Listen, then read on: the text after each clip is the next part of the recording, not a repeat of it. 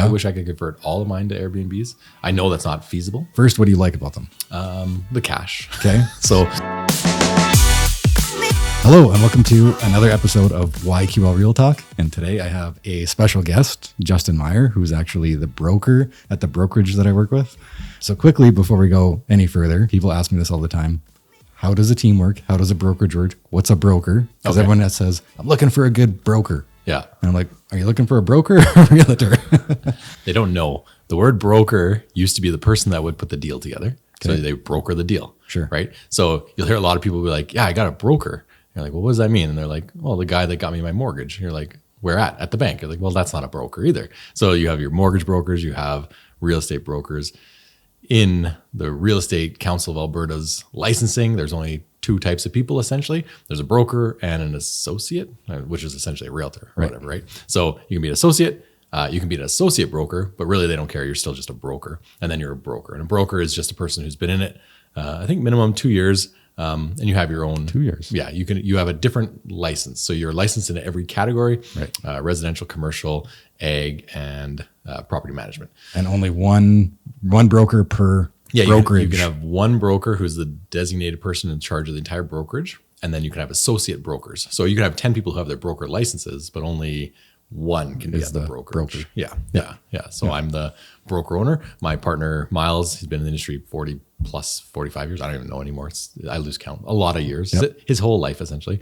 And he was a broker forever, but now he's like kind of starting not to slow down because that's not what he's doing, but Obviously, at that age, you're taking a step back a little bit. Yeah, a little bit less. So now I'm taking it on, and I'm more up to date on what's happening. And but there's never a day that I don't call him and be like, hey, what's this thing, and how did you handle that in 1984? Yeah. And so it's a good symbiosis that I've got a guy that's a good associate broker to bounce old stuff off of. But For sure. yeah, that's it. So, but if someone's telling you what a broker is, and Well, they're always asking. Well, they don't. Yeah. It's kind of hard to explain to. And then there's teams within a brokerage and on and on and on. I can tell you a wicked history story. Back in the day, like in the 70s and 80s, real estate brokerage was essentially a team. So the broker was the person in charge, and they would hire you, and you would come work for a 50-50 split at the brokerage if you were lucky. Okay. It might be 30% split. Every deal was the broker's deal. And that's where that kind of model comes out. Right now, like I own every contract in the brokerage. That's how it works, right? Like I'm in charge of everything. If you get sued, I get sued. That's how it works, right? So the broker— I'll try not to do that. Yeah, don't get sued. It's the worst. I've never been sued yet. Nice Knock table. on wood. Table. So that was the back in the day thing, right?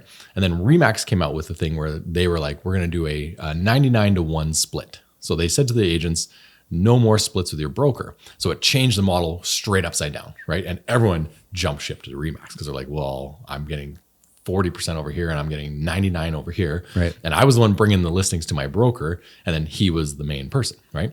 So that got flipped on its side. And then real estate It was went a on. good gig to be a broker. It was back in 1982. Right. Yeah. And whenever I don't know when it switched exactly, but Miles used to own ReMax too. So that was the nice thing. And he sold out. He had a partner. Then what ended up happening is people think that they're really inventive. By the way, like when I said, I'd call him, what did you do in 1980? I do that a lot with even marketing. I'm like, hey, I have this idea about a thing. And he goes, oh yeah, in 1914, we did this way. And he just comes up with, and I'm like, oh, he's been through that, but not with Facebook and not with YouTube. And Sure. he just, But like, people are the when I same, knocked right? on the door, I said this, and I was like, okay, so you write his stuff down and you apply it. But so anyway, so everyone moved over to these brokerage models. Then the other brokerages, Coldwell Banker and Maxwell and all those companies, they had to jump and be like, okay, fine, we'll do a 99 split or we'll do a 100 split. And then you had really good top producing agents that couldn't grow because you can only have one broker. That's the rules. So they said, well, what I'm going to do is I'm going to invent this new thing that no one's ever heard of before. I will be the rainmaker, and I will create a team of people under me, and I will pay them a 50% split, or I'll give them 70% or whatever the number is. And they didn't realize that all they were doing is they were rewinding time actually, and they became brokers. Right. And they didn't really realize it.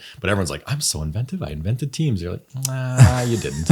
and so it's funny to watch real estate full just circle. flip around. Yeah. And then I guarantee you in a few years, the brokerages will be like, listen, I'm going to do everything for you, but you got to give me 25. And I swear to God, just wait 10 years and you'll see it just flip back. I could see and all that. the teams get kicked out and then they keep all their people. Like, Yeah. whatever. There'll be some weird chasm, but because no one knows how to invent something, Right. they just reuse old ideas and they don't know their old ideas. So they're like, what if I was the broker, but I did and that'll happen. It almost seems like when times are bad, that'd be a good thing to do. And then when times are good, everyone wants to go on their Everyone own. Go on their own. That is 100%. You mentioned it in your second podcast, so talking about the Goldfish Effect. That's what people do. They just forget about everything. Right. They're like, oh, 2 years ago never happened, and I don't know what. I'm the greatest thing that's ever happened. They're like, well, calm down. Yeah. Like, I had a friend in real estate in 2008 when the last big boom happened, and she made $300,000 in the year, and it was like the craziest year of her life. And literally the next year, she made $0, not $1, not one deal out of the business. And you're like, ooh, okay, but that memory was still like, no, I'm the greatest thing that's ever happened to real estate. I was like, nah,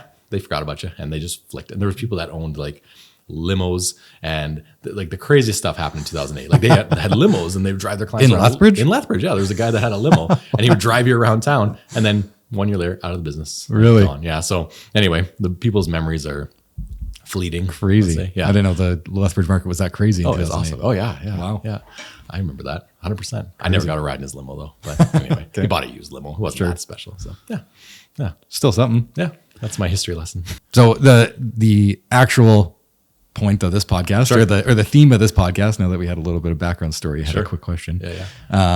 Was one of the questions that I guess that get asked a lot recently has been, I think it's because the market's slowing down and people are kind of keeping their eyes open now for a good deal. Deals, But what is the Lethbridge rental market like? And myself, I have 2 rentals that I've owned for like 7 years. Nice. I think I've owned one for 7 and one for 4 now. Okay. Never had a vacancy. So when people ask me, I'm like, they're great. They've always been good for me. Greatest I thing always ever. always keep tenants in them. We've never had a vacancy. We've never had any horror stories. Right. I know they're out there, obviously, yeah. but that has nothing to do with the rental market. But to me, the Lethbridge rental market is super strong and it's a great investment. Like I've encouraged my parents, they bought a couple now. Oh, nice. And they've only had them for like maybe 3 or 4 months. So they're kind of new into it. Yeah. They haven't had any horror stories yet, but when like they didn't have to go through a month without a vacancy or anything like that. Yeah. Do you have rentals as well? I have 10 rentals and 10 rentals and a commercial property. Okay. So I've been through a few problems. And how long have you had them? Not each one, but No, like, altogether, my wife and I started flipping homes in like 2006, 2007. And so we started with a strategy of buy, sell, yay, money. But then I realized you can't retire off that money. That money just goes into your checking account and then you spend it on pay something taxes. Yeah, and then you're just like, where'd that money go? I know I made money last year and it's just gone. Yep. So I got into a strategy of buying and holding. That's more my cup of tea. Yep. And so it's been essentially, I've added about one a year for the last 10 years. So pretty much I try to add one a year minimum. There's been years where I was like, nothing good came up. And then years I bought 2 or 3. So it just depends on, what there is out there. right. So, yeah. And you've had good experiences with I've long-term had, rentals? Yeah. I should say? I have like, everyone has issues. I've had 2 like crazy issues. One where I was able to teach my son a good life lesson. This guy, pandemic, I think got him COVID, something like his brain was not there. One of the best tenants ever, paid on time. This is just a few months ago now. And all of a sudden like the 5th of the month came and my assistant's like, you haven't been paid on this one. I was like, well, that's weird. We'll just call him. And he didn't answer. We're like, well, call his girlfriend. She's on the lease too. And she answers and she's in Newfoundland. We're like, why are you in Newfoundland? Where'd you go? And she's like, oh, he was like abusive. And so I moved out. Like, well, you could have told us that, right? And people don't know this, but the landlord tenancy act, like I could have evicted him for that. Like you can't abuse another person or strike a tenant. So anyway, so we do a welfare check because he's not answering. We call his mom. She's like, oh yeah, he's in a bad way. So anyway, we knock on the door. Long story short, he's 2 bottles in both hands and he's probably lost 100 pounds. Like he's just does not look good. House does not smell good because he doesn't really move off of the couch. Right. And, long story short, we evict him for essentially hitting a tenant. So that was a 14-day eviction. Got him out pretty quick. It's really like, I think it's 24 hour, 48 hour, but we gave him a bit of time. He was gone in a few days because the ambulance came and got him. So that was easy. Yikes. Well, we wanted to do a welfare check on him because I'm not a monster. Yeah. I don't care that he wasn't paying. Honestly, I didn't care. It was like, we got to get him out because he's doing damage, right? So then I brought my 11-year-old to help me because you can't find laborers right now. Yeah. I was offering $25 an hour and everyone's like, nah. It's like, what? Like, I know. no, to like clean. Like, I'm not saying like do anything skillful, just pick things up and put them in that garbage can. So I found a couple guys and then my son and my wife was like, wrapped around my heel as I walked out the door. She's like, no, don't bring him with you. It's terrible. I was like, he needs to learn. Yeah. So I'm like smacking her hand away. Good life experience. Yeah. And I'll tell you what, we cleaned the house. Was there any big damage or? No, it was like just gross. I was wearing jeans And we had the whole house cleaned out. He had a lot of stuff. I mean, I made probably $200 on beer bottles. They're like the big, I don't drink, but the big glass ones, right? Sure. So I'm like, okay, the last thing to do, carpet out, we roll that up, we're out the door, we're done. And then we have our crew come in and do the rest. But I'm going to do demo because I'm not paying someone $2,000 for this, right? Right. So I get on my knees, knife, blade right down the middle. I start rolling, stand up. My knees are wet. I'm like, why? Why are my knees wet? That's not possible. So I don't know what's in that carpet. The jeans went in the garbage. Like it was, You didn't smell it? I didn't dare. I don't blame you. Yeah. My 11-year-old though, you know what? So I didn't pay him anything. I bought him a Subway sandwich and I think it was just like, like one bite. He ate the whole thing because we worked for 7 hours. Yep. And he went home and told I have 4 kids. He told all my kids like, oh, you shouldn't drink. And I was like, this is a good life lesson. And he was like the pioneer of why you shouldn't be a bad drinker or why you shouldn't get addicted. So it was kind of a good experience. And that's literally the worst experience. And that was 6 days out of my life where 5 days where we didn't get paid rent out of 10 years. 10 years? Yeah. We had one where a tenant moved in and the next day he was arrested for hitting his girlfriend. So we evicted both of them because it was a fight. Right. So, okay, whatever. So we lost a month's rent there. Other than that, I've been pretty lucky. Yeah. And I mean, out of 10 years, it's expected that something's going to happen, right? Yeah. So in general, the Lethbridge rental market is for sure it's hot. Yeah. The market is hot. It stinks for renters. Like if you're on, I actually don't charge. I guess, yeah. I don't charge as much as most people. People are like, you can get $2,200 for that house. I'm like, nah, I'm getting $1,750, which I think is insane. And I really like them and they take care of my asset. Yep. So the $400 to me is a lot, but it's not that much when I think about what that guy did in damage. It wasn't that much. It was like $8,000, right? But think about that. That's 400 times 12 times 2 is like, so that's 2 years full of rent cash flow that he wrecked. Well, if I have a good tenant in there for 5 years, I make way more money. So I'm really particular in finding the right people. And which is obviously really important, right? You get the right person in there, you can keep them in there forever. Forever. I don't care. You're not going to make as much money, but at the end of the day, you're kind of sad when they leave. You're like, oh, you're a good guy. We had a lot of them buy houses with us too. So like, cool. You have a good relationship. I give them gift cards for Christmas, like whatever. I'll take care of my people. I've told all my renters, if you ever break the lease, that's fine. Yeah. If you ever break the lease to buy a house, that's fine. Yeah. Just got to buy a house with me. With us. Yeah. Well, we have the $500 cancellation re-rental fee in ours if they try to break it early. Yep. And I waive that if they want to buy the house. Yeah. Obviously. Yep. Yeah. For sure. So, you just got to be. And it's good for them too. Like I want nothing more than a renter that's renting from me to buy a house. Like that's great for them. It's still great for me. Like, yeah. It's a win-win. It stinks for a month while you look for a new person. But the market's so hot right now that you just put it on the market. It's taking care of itself. So the rental market's hot. Yeah. We had a vacancy in our Northlander one. Yeah. The upstairs suite. So 3 beds, 2 full baths, was up for rent. We had Chelsea put it on Marketplace. We had over 100 people message. Yeah. So we're like, hey, we can't reply to all these. We just had like an auto reply and said, we're going to be there basically did like an open house for an hour. There's still 50 people that came. Yeah. And we just had our pick of 50 people. And I'm like, maybe we did charge too little for rent. I know. I don't know. But then there's like this law of diminishing returns. Like I'm going to charge too much. I'm going to get no one here. And I'd rather get it rented, right? Like we have one on the west side that only cash flows like $30 a month. Right. It's a condo, right? But it hasn't been vacant yet. But if it's vacant, we're charging $950. If it's vacant for 1 month, that's like 3-4 years of my profit gone. So you have to be like, very aware of when you're leaving, and I'm gonna have people come in ahead of time. And and I do like when you have 50 applications because then you really you can hammer them and you get good people, right? Like I'll do a credit check and I'll do a criminal record check. And if they're like, you're not allowed to do that, you're like, no problem. And that's the end of our life. Like we're not together anymore. You said I don't got to do it. So it kind of takes care of itself that way too. No, and for the most part, we don't even do maybe I should be, but I don't do a credit check. You don't have to do it. You just have to tell them you're going to do it. Sure. And see if they fight you. Sure. If they fight you, you're like, cool. That's the end of our day. Yeah, that's a good way to do it. Just say it. I just say, I'm not doing a credit check. It's fine. Yeah. Usually to me, you can tell a lot from somebody just from meeting them. Oh yeah. So you kind of get that right out of the way. Yeah. I think if I'm at the point where I'm going to say, I'm going to do a credit check and see how they're going to react. At that point, I'm probably like, I'm probably going to go another way anyway. Okay. The best one on an in-person one I ever had was a Coaldale rental I have. And the lady shows up and they're all booking appointments. This is a few years ago. So this wasn't because I think the tenants that are in there now have been there 3 years. So about that long. And she shows up and I say pets negotiable because I put in a vinyl plank usually. And I don't care. People have pets. I have pets or a pet. And so she comes in and she's wearing those Lululemon black pants and they're covered in hair, covered. And I was like, okay, well, I mean, pets allowed. That's fine. I said that. And she goes, okay, well, as you know, I said in the application, because I make them give me an application first. I do have a dog. I was like, okay, that's fine. And she brought her 5-year-old, and the 5-year-old elbows her. We're not bringing the cats.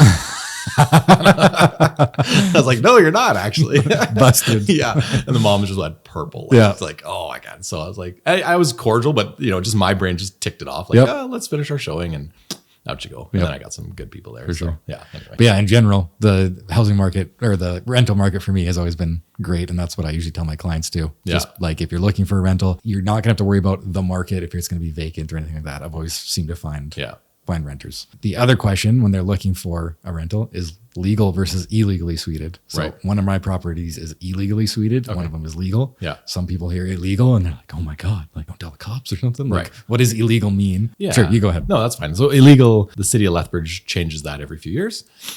Illegal is really just not currently conforming to the standards that has been set by the city. That's it. So we say it's illegal because it obviously doesn't pass the bylaws. So if you're breaking a bylaw, it's something illegal. It's not selling drugs. It's different, right? Not gonna get arrested. Yeah, no. You'll get shut down. Yeah. You could get shut down. That's the worst case. Don't say your address out loud, right? Yeah. But what I tell people is, A, don't buy it if you don't feel comfortable, right? Because you could get shut down. There was a case in Calgary a few years ago where someone had an illegal suite. They had bars on the windows in the basement, and the people died in a fire. So that really kicked in the municipalities into gear, right? Because, and I had obviously nobody wants that. No one wants that. I had a firefighter friend who's like sold his place after that because he's like, nope, I cannot be in the level I am in the fire department and have that happen, right? So really it is about meeting the current standards of what a suite is. And that does change all the time. They go from 8 years ago having grants available and it's really easy to fix it to absolutely not. And we're going to shut you down to, okay, well, we might need help again. And it depends on where the affordable housing is at, right, where the city makes their determinations. So right now it's actually fairly easy to fix an illegal suite if you can prove of certain things, which is very arbitrary. Like you have to, was it a suite prior to 2007? Who cares? Does it have an egress window and ventilation? And a peephole? Yeah. So there's some weird rules that don't make sense. But if you have one that's illegal, you can cash flow more money with illegal for sure. You can ask more money. Typically it means it's renovated. You got better windows, so you're going to get better tenants. And you can use if it's legal, you're going to get cash. If it's legal, yeah. That's why I aim to tell people like find a way to make it legal. Yeah. And then you can use it for your mortgage purposes as well. You can't use an illegal suite for mortgage qualification, but you can for illegal. So I try to aim towards legal, but I understand. Always. But what, 80% are illegal? Probably maybe more. Maybe, yeah. And there's a lot more that we don't know about. I've seen some that were legal from the city, quotations. Yeah. And you go down there and you're like, I wouldn't put my dog down here. So I don't know what's going on. So you try to lean that way, but you're stuck sometimes. Yeah. I do always say the disclaimer that the worst case scenario, if you have a renter and they're partying all the time, they're parking in the neighbor's driveway, somebody complains, that's when you're going to get your suite pulled out. Probably you might get a warning to start, but that's when you really got to be careful. But for the most part, like I've had an illegal suite for or illegal rented property for 7 years. Yeah. It's been fine. Yeah. Yeah. Get a good tenant, get lots of parking. Yep. You're fine. Yeah. Because people care about parking, I think. That's when the complaints happen. For sure. You park in front of his house, he's going to find out because he knows it's a suite. Which is public parking. I know, but they don't think that. I know. People get so obsessed with their parking spots. Yeah. I live on a corner lot and my wife will be like, what are they? I'm like, we have so many spaces here. Who cares? And the parks across the street, like people they'll be gone in an hour and a half. And also we park on our driveway. So if they park in my driveway, give me a call. I know. I always think it's funny. Yeah. What do you do? Airbnbs. Yeah. So Airbnbs versus long-term rentals. Right. I've seen them pop up more and more around Lethbridge. Yeah. I've been Googling them lately and there are some pretty cool ones. Or not Googling, I guess searching on Airbnb. Yeah. There's some pretty cool ones that pop up. There's also some pretty boring ones that pop up. And I'm always curious with the rentals that we have. Like once a year, I'm like, whenever the lease comes up, I'm like, should I Airbnb it? Should I not Airbnb it? Yeah. Is it going to be worth it? I know you have some experience with that. I do. So you have... Yeah. I have two Airbnbs. Yeah. I love them. Yeah. I wish I could convert all of mine to Airbnbs. I know that's not feasible. First, what do you like about them? The cash. Okay. So they're more profitable than... Yeah. So I sold a rental last year. Here's what happened. I shouldn't say this on a podcast. I don't care. It's already done. The school... you don't have to. We can cut it out later. I don't care. Okay. The school's changed all the boundaries in the city. Okay. And so I needed a property inside the boundaries. So I was like, well, fine, I'll go buy a property. So that your kids could go. So my kids could go to the same damn school they've been going to for years. And by the way, I was well ahead of the curve. I knew... Not exactly. They said to me, don't worry, we'll get you in. You're fine. You know what? You volunteer, You donate money to our school. You're the first ones there, last ones leave. You guys are in. And I was like, I don't believe them. That's what I said to my wife. And she's like, no, trust him. I'm like, I don't trust him. And so I went and I bought a property. And the intention was as a kind of a secondary vacation home for us, which is weird to buy a vacation home 10 blocks from your house. Yeah. But I had no choice. Like that was the thing. And so if my kids ever like, you're the meanest dad ever, like, oh yeah, well, I spent $200,000 on you 1 year. Just don't forget that. But I went and found an Airbnb in Paradise Canyon. The reason wasn't because I was looking for an Airbnb. I liked the idea. It wasn't an Airbnb at the time. It was not. It was just a condo. And so I just gutted it, renovated it, made it pretty, put in furniture. And then if ever the city was like, or the school district was like, I got to see your place, I could just pop down there, furniture's in there, put my diploma on the wall. Put a couple of pictures of the kids. Yeah, just like mail, whatever. That was the original plan. And sure enough, by the way, who was right? They gerrymandered us right. Like we were the last house out of the school district. Crazy. And they called to be like, sorry, we tried really hard. I'm like, oh, no problem. Here's our address. And away we go. So I'm in. I sold a really good rental to buy this place. And I have no regrets. So I sold a $300,000 place to buy a $180,000 place. And I'm making almost twice as much per month on the Airbnb. Yeah. Okay. So I had a consistently, or is it pretty crazy consistent? Really? Yeah. Where I've had my occupancy is 84%. Okay. So I only needed like 38% to break even, and I'm at 84%. So we're generating on this little $180,000 condo about $3,200 a month, which is crazy to me. Right. I was like, but the same money I had in the north side rental, I was getting $1,600. And that was a pretty good 2-bed, 2-bath, single family home, but I was only getting $1,600. Now I'm getting $3,000, and the mortgage is. Is that the one with the garage in the back? Yeah. I remember that one. Yeah, we call it the P house. I bought it for $100,000, and I put $120,000 in renos into it. Holy smokes! It was a bad house. It was the worst house I've ever been in. Actually, I've been in one worse since, but at the time it was the worst. I tried to sell it to investors. I have this thing where I'm like, but what if one of my clients would want it? And I would show people. We'd like get out, open the door to our car. Like, no, you could smell it. You could smell it from the street. So I was like, fine, I'll take it. And my wife hated me for 3 months. And it was like I bought it, closed on it, and then the pandemic started. I was like, oh, cool. Oh, okay. Away we go. So, but yeah, I sold that thing, and now we're making consistently, let's say $3,000. So you're making more money. Is it more work? It is for my wife. It's way less work for me.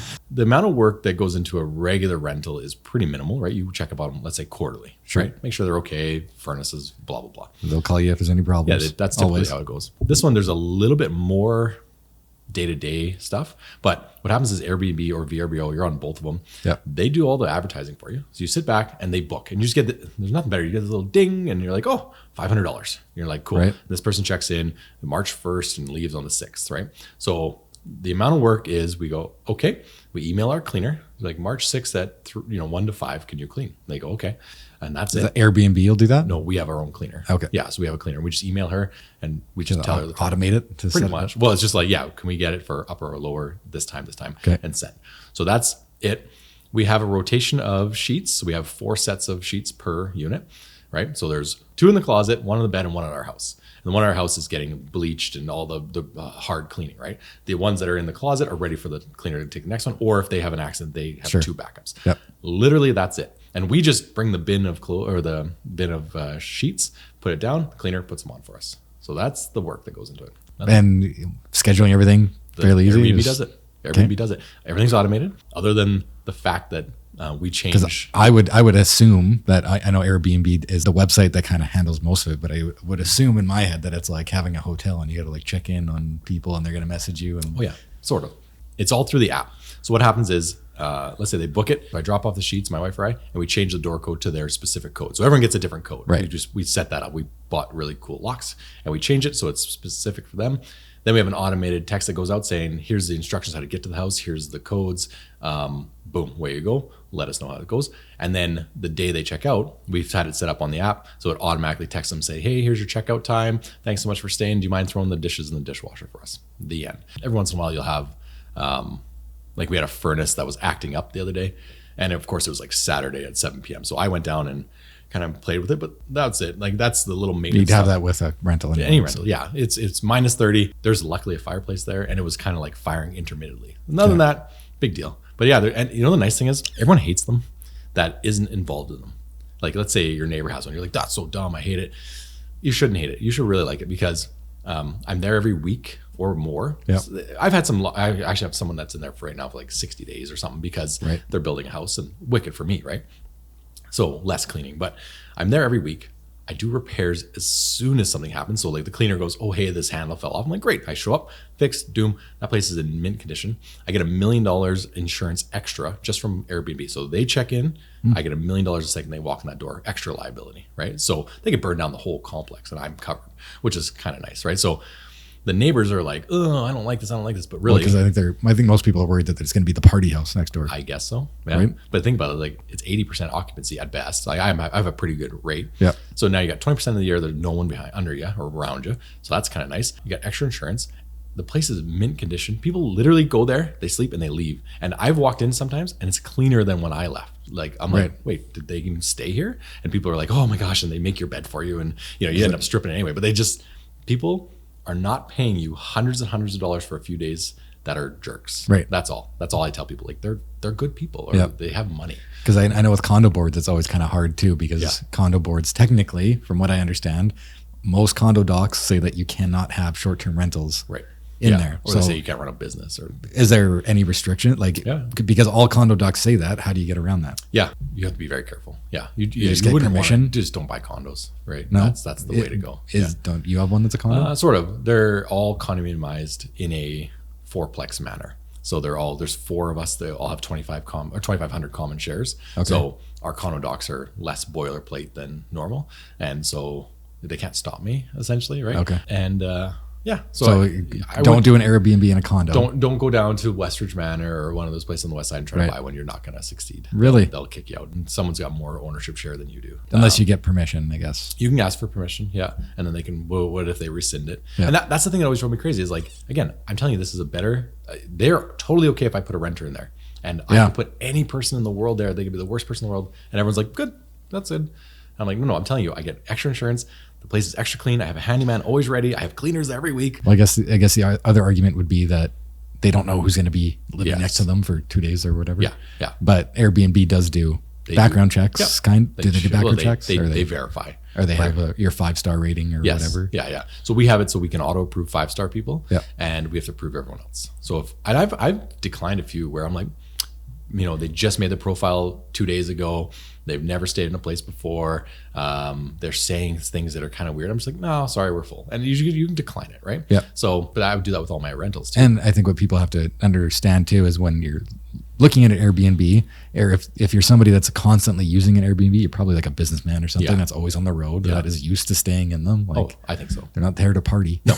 Every person I've had there that's been like a long term is coming in from Toronto, and they're here for 3 weeks or they're here for 6 weeks. And like I had a guy on the west side that was doing surveying for a big company in town. Okay. And so he just needed a place to stay. And that was the place that was cleaner than before. Like it smelled better. I was like, what is he doing down here? That's amazing. Yeah, it's not riffraff. And the problem is you hear horror stories.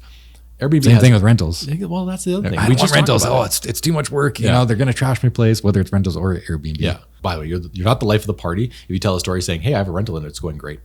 That's a stupid story. Like no one says. I know, that's why I'm always boring, because we don't have any stories. Yeah, I don't want any. Yeah, you're like, I don't want any. So I have those 2 that I told you. And other than that, I'm like, I'm out of stories now.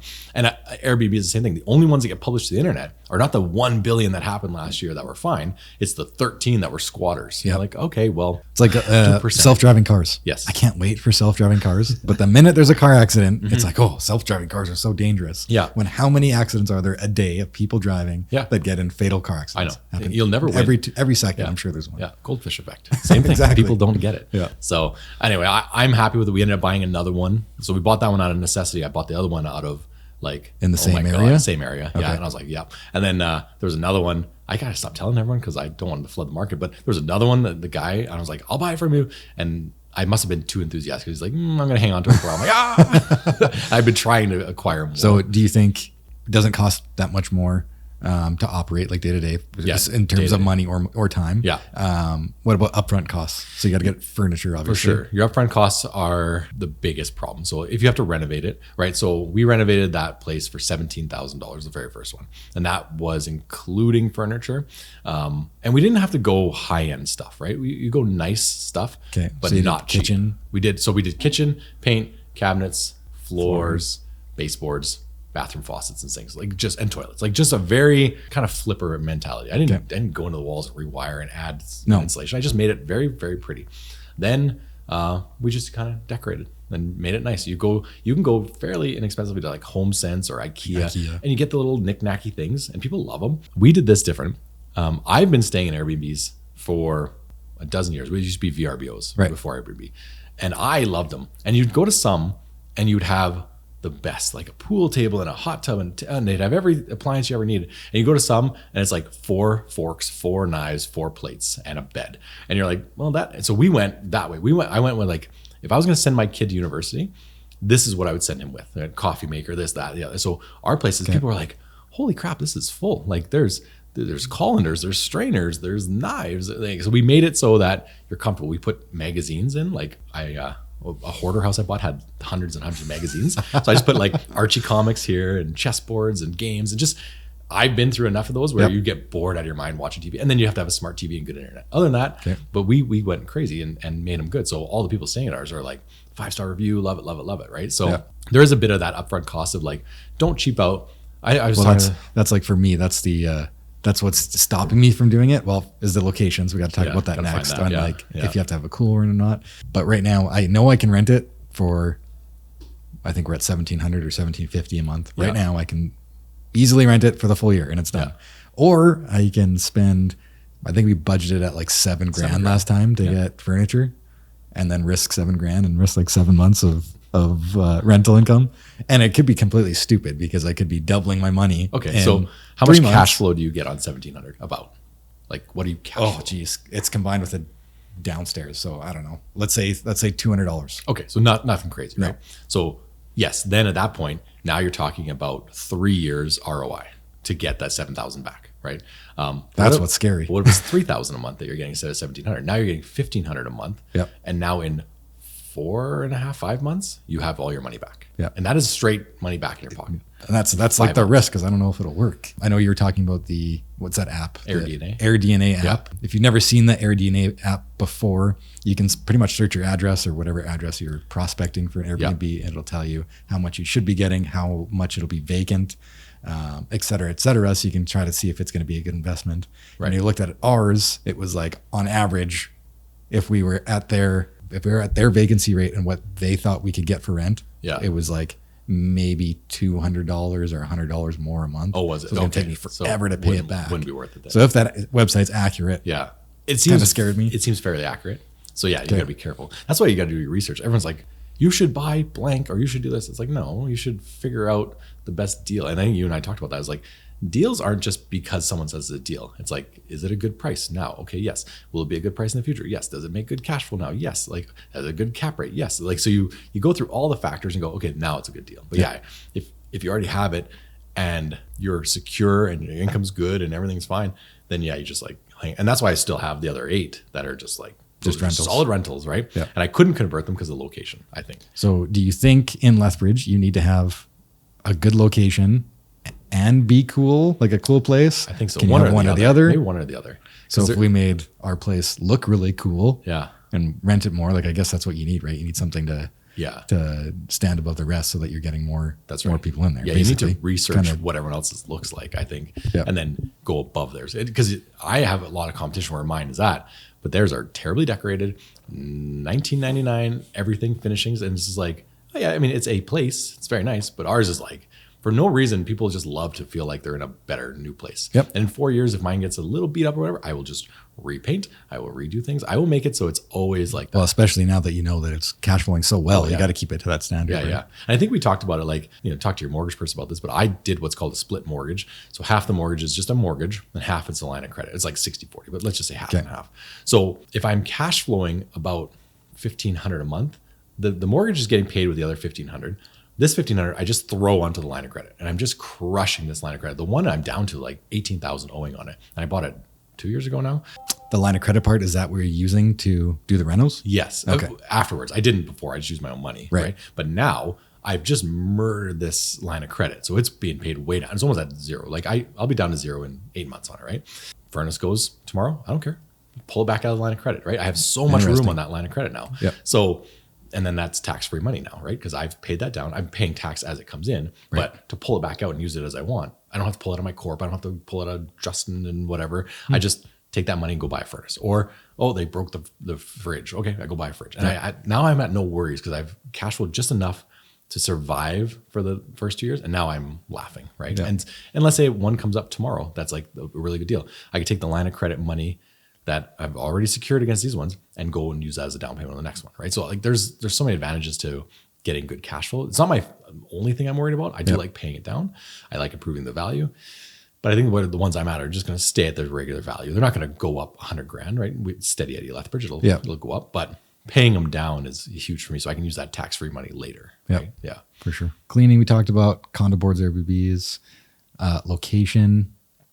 Yeah, we talked about. Yeah, location is important. I think you need a good location, Lethbridge, because that's what I was going to say. Is on the west side. There's no hotels on the west side. That was my thing. Crazy. Yeah. So that's why I'm like, my rental's in Gary Station. It's not a beautiful location. It's a very nice neighborhood. Nice. Yeah. It's close to the rinks. Like if there's I don't know, like hockey teams coming to tournaments or whatever. Soccer tournaments. Yeah. So maybe it'll be very good, but it's also not like a stunner location. So right. And I think mine are really cool locations. Yeah.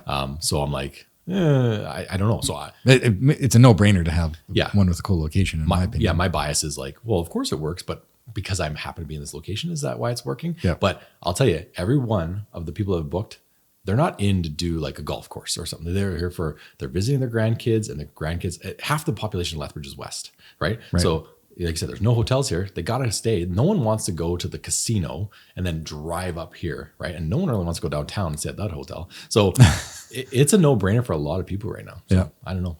I think it's location matters. Interesting. But there is money to be made in Airbnbs. Oh yeah, lots of it. Yeah, but don't tell anyone. We'll bury this podcast or something. My other question is, are they going to be buying more? Sounds like it if the right one comes along. If they come along, yeah. Okay. By the way, this isn't a new thing. I was scared of them for years, but 7 years ago, I bought a place in Coaldale. And months before that, we were in Hawaii. And we were staying in a 2-bedroom in Maui, 2-bedroom, 2-bathroom condo. It was just me and 2 kids at the time, I think it was, or something. So anyway, and it must have been 8 years ago now. And I said to my wife, they were for sale for like $199,000. And I was like, we should buy this. And she's like, no, we can't afford it. We're never going to do it. It's dumb. And I was like, no, we'll Airbnb it. And even if you had to pay a property management company 50%, I was like, look what we're paying here to be here for 6 days. It was like $1,500, right? Like it was so much more expensive to be there, right? And I was like, and we had to scramble to find the 6 days. Like it was hard. So I was like, no, let's buy it. Anyway, she's like, nah. And I didn't think anything of it. And then that year we bought a rental property anyway. That actually was, ended up being about more than that would have been. And it's a good rental. I've had it for many years, but if I look at like what Hawaii was and what I could get right now, I'm like, oh, I would have tripled my money. Or not really, doubled it, plus had the revenue for 8 years, right? So anyway, if someone's like nagging at you, but you know it's a good deal, just like message your wife. There's a lake in Montana that we always wanted to buy a place at, and the lots used to be like, I don't know, 30 grand or something. And now they're like over 200. And we're like, what did we do? Mm-hmm. So if somebody was actively looking for an Airbnb in Lethbridge, they'd look for a good location, something you might have to renovate it so that it'd be something cool and unique that is going to stand out from the competition. Obviously, that's like pretty basic. Is there anything else that they should be looking for? Bedrooms, bathrooms? Yeah. So you want to look for guests, actually, how many guests you can have. Okay. Right. Because so my 2 are 2-bedroom, 2 bathrooms. Right. So you go, well, that's 4 guests. Well, no, I put a sofa bed. Right. So I have up to 6 guests. Also, it's a 1,100, 1,200 square footer. So I don't really want 8 people in there. But if there's kids or whatever. We've made exceptions, but we say 6. So on Air DNA, I can go and filter like, what would my 6 guest place go for? What would my 8 guests? So there's a really cool one here on the west side that has an indoor pool that you can rent out. And I think they up to 12 guests. So like, do you want to go crazy? Do you want to buy a $500,000 place? Maybe not, right? Yep. I heard about one just recently, I think in Riverstone, that was getting like almost $8,000 a month. So I was like, well, why are they selling this? So I don't believe it until I would have to see the numbers, but they're trying to sell it. Is it listed? Currently is listed, or maybe it has an offer on it now, but who knows? Who knows? It could have an offer. But it's one of those things like, look for location, look for amenities nearby, look for how you can make it stand out. So you're like, I am the one with the hot tub, or I am the one with the swimming pool, or I am the one with the coulee view. That stuff looks out. And then, professional photography, professional video, virtual tours. because so many of them are just shot terribly. They look dumb, and you get there, you're like, actually, this is a really nice place, but their photography sucks.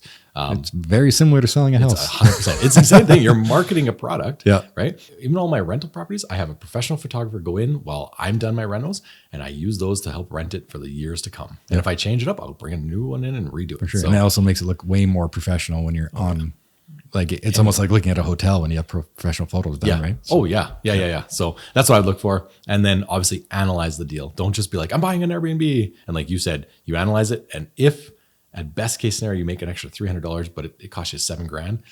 Well, I'm just always the guy that looks at that and be like, I can beat that. I can beat their averages. I know. That's why I want to do it. Well, mine said 63% and I'm at 84. Right. So, okay. So take it with a grain of salt. I think. Well, because some of those averages are going off of those people, like you said, that have crap photos and didn't decorate it nice and have like a schlubby looking place. So that's taking into account those averages. So, and I'm doing a reel or whatever right away. That is, this person's charging like $25,000 a night for an Airbnb in Alberta, and it has 0 reviews, 0 stays.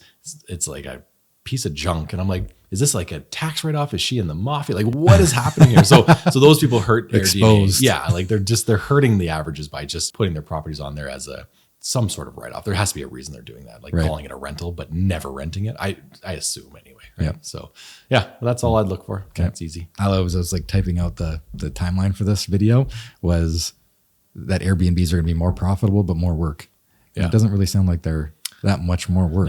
No, it's not more work. It's just finding the right. It's more hours for sure, but it's a minimal amount of work for the doubling of your money. Right. Okay. Like it's a couple minutes a day. So the rate of return on your time is way bigger than. Yeah. We're talking about minutes, like minute to reply on a text, then your automated follow-up, and then dropping off linens. Yep. And if you can't do that, then get a good cleaner, obviously. Yeah, get a good cleaner. And they do majority of the work. And also you bill people for the cleaning. Everyone's like, oh, you got to pay the cleaner. Yeah. But it's on the clean-out fee or whatever. Yeah, I charge $75 and she charged me like $82. Oh, I lose $7 a day. Whoop-de-doo. I've heard a lot of people charging like $200 and then it costs them $100 to clean it. Yeah. It's just We charge nickel and diming. We charge lower. Yeah. But which is awesome because if I'm looking at a place and it's like, oh, $200 for the weekend plus a $200 cleaning fee, I'm like, get out of here. Nothing drove me more crazy. Right? Back in the day, 12 years ago, I would try to, you could negotiate on VRBO. Oh, you can't do that anymore.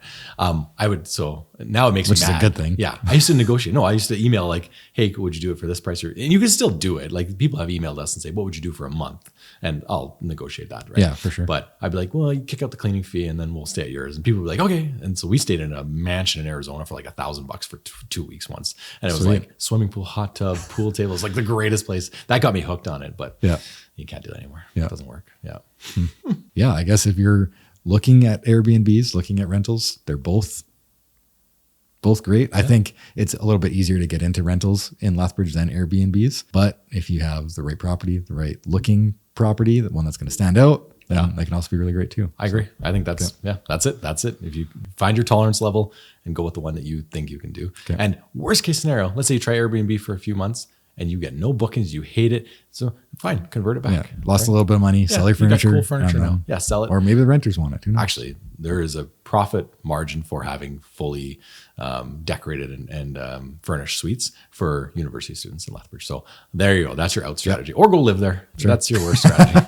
Like, oh, this is nicer than my house. There you go. So perfect. That's what I would do. Well, thanks for being on the podcast today. Thanks for having me. It's awesome. Of course. Yeah. If you guys liked this podcast, it's available on Spotify, which is the other one. Spotify, Apple Podcasts, Google Podcasts, wherever you listen to podcasts, this podcast is available. It's also available on my YouTube channel.